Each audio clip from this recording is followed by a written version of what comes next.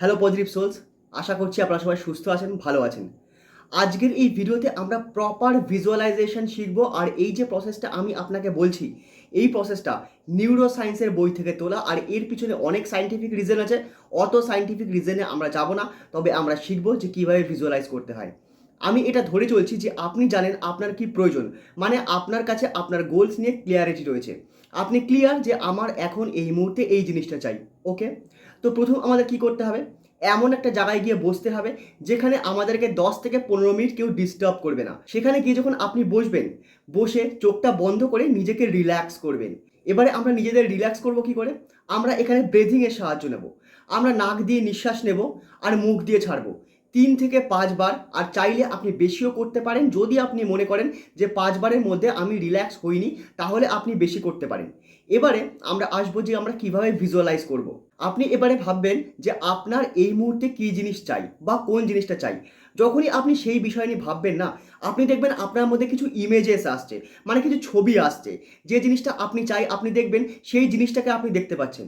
এবারে সেখানে আপনি কিছু অ্যাড করবেন, যেমন আপনার হাতে সেই জিনিসটা রয়েছে বা আপনার কাছে এখন সেই জিনিসটা রয়েছে। আপনার এখন কীরকম লাগছে, আপনার এখন কীরকম ফিল হচ্ছে, আপনি সেটাকে খুব ভালো করে ভিজুয়ালাইজ করবেন।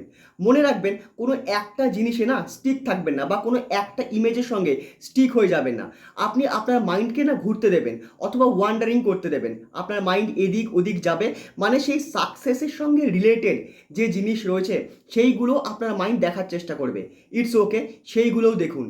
মানে আপনি আপনার সাকসেসকে যখন ভিজুয়ালাইজ করছেন না, সেটা আপনি ব্রডার টার্মে করছেন, কোনো একটা ইমেজ নয়, কোনো একটা ইমেজের উপর বেস করে আপনি আপনার সাকসেসকে ভিজুয়ালাইজ করছেন না। আপনি করছেন কি, একটা ব্রডার ওয়েতে ভিজুয়ালাইজ করছেন, যেটা আমাদের জন্য খুব দরকার।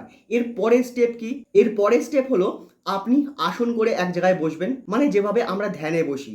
সেখানে যখন বসবেন আপনি মনে রাখবেন যে আপনার শিরদাঁড়া যেন সবসময় সোজা থাকে।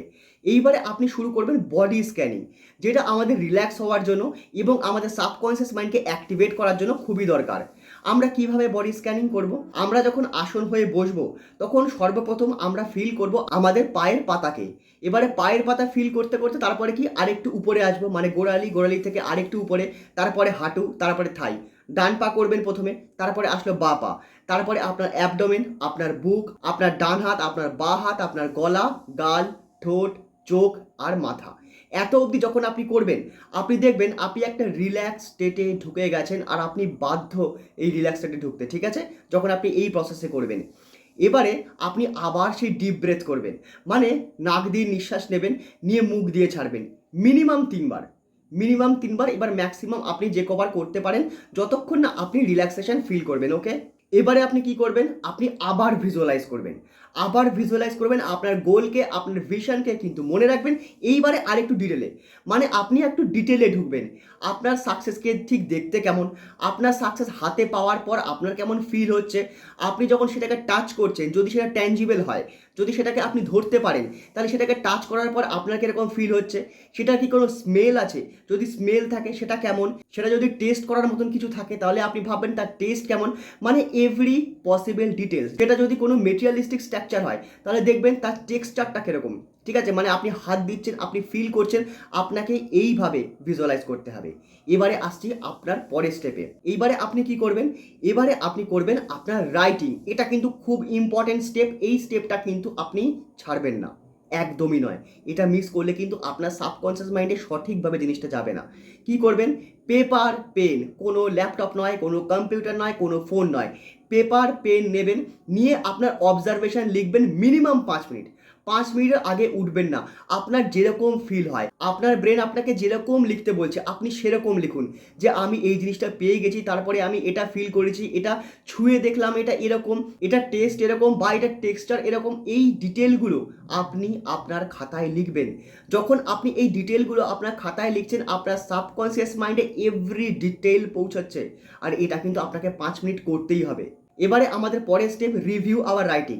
সেটাকে যখন আপনি লিখলেন 5 মিনিট ধরে, প্রথমবার সেটাকে আপনার না আস্তে আস্তে পড়তে হবে। আস্তে আস্তে পড়লেন, বুঝলেন, ফিল করলেন।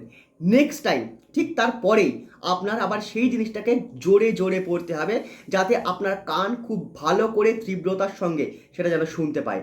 আর তারপর কি করতে হবে, আবার আপনি চোখ বন্ধ হয়ে রিল্যাক্স স্টেটে বসবেন, মেডিটেশনে নয়, রিল্যাক্স স্টেটে কোথাও হেলান দিয়ে বসলেন, বসে সেই ফিলিংসটাকে আবার আপনি বাঁচবেন, আবার নতুন করে ফিল করবেন, আবার সেই ইমেজগুলো বসে বসে একটু দেখবেন। এটা ছিল আমাদের লাস্ট স্টেপ। এবারে তার সঙ্গে আমি আরও কিছু অ্যাড করতে চাই। যেটা আপনি লিখলেন না 5 মিনিট ধরে, সেই রাইটিংটা আপনি পেজ থেকে ছিঁড়ে আপনার পকেটে রাখতে পারেন। যখনই আপনার মন খারাপ হবে, যখনই আপনার মনে হবে যে না আমি আমার ড্রিম থেকে, আমার ভিশন থেকে দূরে সরে আসছি, আপনি পকেট থেকে বার করুন, বার করে সেই জিনিসটা আবার পড়ুন। আপনি দেখবেন প্রত্যেকটা ইমেজ আপনি আবার দেখতে পারবেন, আপনি দেখবেন সেই ফিলিংসগুলো আপনি আবার ফিল করতে পারবেন। মানে আপনি আবার আপনার সাবকনসিয়াস মাইন্ডকে চার্জ করছেন।